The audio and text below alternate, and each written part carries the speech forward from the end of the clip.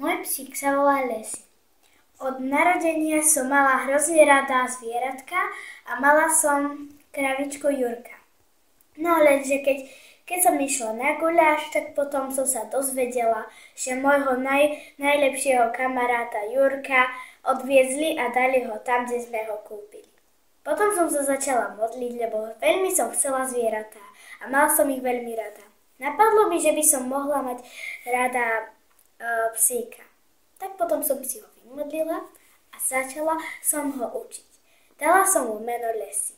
Veľmi som ho mala rada. A ja som čítala, že ak mám rada zvieratka, tak sa mi tá láska 100% vráti. Učím ho rôzne povely, ako napríklad sadni, daj labku, vyskoč a dala som raz palicu a potom som ho učila, aby porozumel, že má cez to preskočiť. Potom som jej dala odmenu a učím ju všelijaké zábavné hry a aby tomu porozumela, musím jej to hrozne dobre vysvetliť a aby som to musela aj ja vysvetliť, tak musím byť hrozne kľudná a nemôžem byť nervózna. Dobre!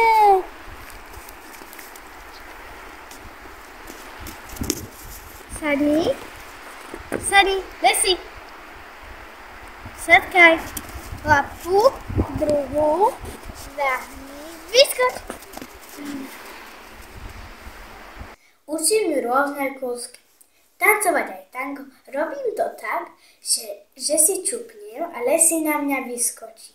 Potom sa zdvihnem a ona mi sama drží na chrbte, ja mám takto ruky a vôbec ju nedržím. Ona sama drží. A napríklad aj, že jej takto chytím ruky a tancujeme. Alebo že si dá na plecia a tancujeme.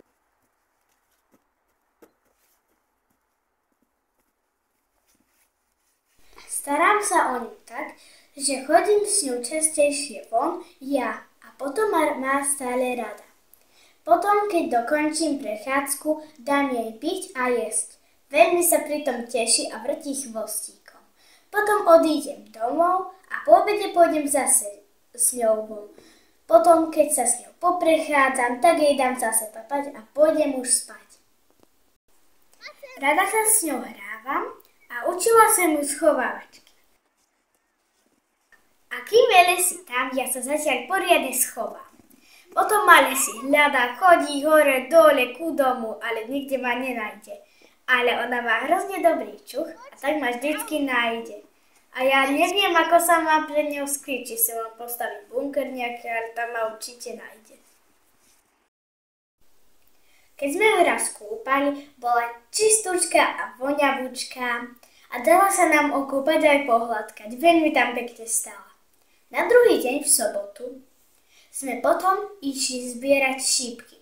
Keď sme boli na Ostražici, našla tam veľké lajno kráľovské. Potom som v ňom začala váľať a veľmi ju to bavilo. Veľmi rada by som chcela ísť chodiť z Lesy do cirkusu. Lebo raz som ju naučila, že som dala takto kruh a potom som jej dala odmenu semka. A ona to preskočila a potom som jej dala odmenu. No a potom by som chcela chodiť s ňou do cirkusu, že by skákala cez švíhadlo a všetci by tlieskali a nie, že som ju tak naučila. Lebo raz som videla, bola som v cirkuse, že husy preskakovali prekážky. A neviem, jak to naučili tie husy, lebo Lesy je hrozne lenivá, ale keď ona je hrozne zábavná, lebo keď jej dačo vysvetľujem, je hrozne rada. Oblečiem sa a keď Lesy vypustím, neskutočne vrtí chvostíkom, až by som ich zjedla. Je to moja najlepšia kamarátka. Hrozne ju mám rada.